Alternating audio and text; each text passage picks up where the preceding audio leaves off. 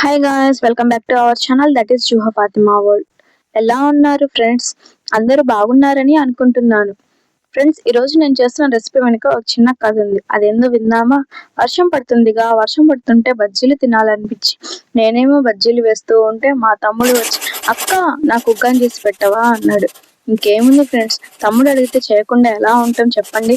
అందుకే ఈరోజు బజ్జీలతో పాటు మా తమ్ముడి కోసం స్పెషల్గా పాలతో ఉగ్గాని చేస్తున్నాను. ఇంతకు ముందు కూడా ఒక ఉగ్గాని రెసిపీ చేశాను, కానీ ఈ ఉగ్గాని మాత్రం కొంచెం డిఫరెంట్. పాలు వేసి చేసే ఉగ్గాని ఇది. పాలతో చేస్తే టేస్ట్ చాలా రిచ్ గా ఉంటుంది.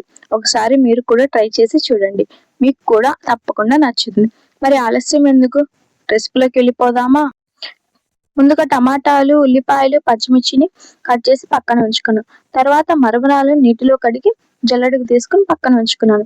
తర్వాత స్టవ్ మీద కడాయి పెట్టి నూనె వేసి, నూనె వేడెక్కిన తర్వాత తాలింపు గింజలు, ఎండుమిర్చి, ఉల్లిపాయ, కరివేపాకు వేసి వేయిస్తున్నాను. మీకు వీడియోలో చూపిస్తున్నట్లు అవి అన్నీ వేగిన తర్వాత పచ్చిమిర్చి వేసి వేయించాలి. తర్వాత ఇందులోనే కొంచెం పసుపు, ఉప్పు వేసి వేయించాలి. వేరుశనగ పప్పు వేసి తర్వాత ఇందులోనే మనం ముందుగా తరిగి పెట్టుకున్న టమాటా ముక్కలను కూడా వేసి బాగా వేయించాలి. ఇవి అన్ని బాగా వేగిన తరువాత హాఫ్ గ్లాస్ పాలను ఇందులో వేసి మరగనించాలి. అంతా బాగా మరిగే పని లేదు, కొంచెం పొంగు వస్తే సరిపోతుంది. వీడియోలో చూపించినట్లు అవి మరిగిన తర్వాత మనం ముందుగా కడిగి పెట్టుకున్న మరమరాలను తీసుకొని ఇందులో వేసి బాగా కలపాలి. పాలు అంతా మరమరాలకి బాగా పట్టే విధంగా బాగా కలుపుకోవాలి. ఇలా కలుపుకున్న తర్వాత చివరగా పప్పుల పొడి వేసి కలుపుకోవాలి. ఇదే మనకి చాలా టేస్ట్ ఇచ్చేది. చివరగా కొత్తిమీర చల్లి సర్వ్ చేసుకుంటే ఉగ్గాని రెసిపీ రెడీ అయినట్లే. ఇప్పుడు బజ్జీలు చేద్దాం. బజ్జీల కోసం ఒక పాత్ర తీసుకొని అందులో శనగపిండి, కారం, ఉప్పు, వాము, వంట సోడా, ఒక స్పూన్ బియ్యపిండి వేసి బాగా కలిపి తర్వాత కొంచెం కొంచెంగా నీళ్లు పోస్తూ మనకు బజ్జీ కన్సిస్టెన్సీ వచ్చే వరకు కలుపుకోవాలి.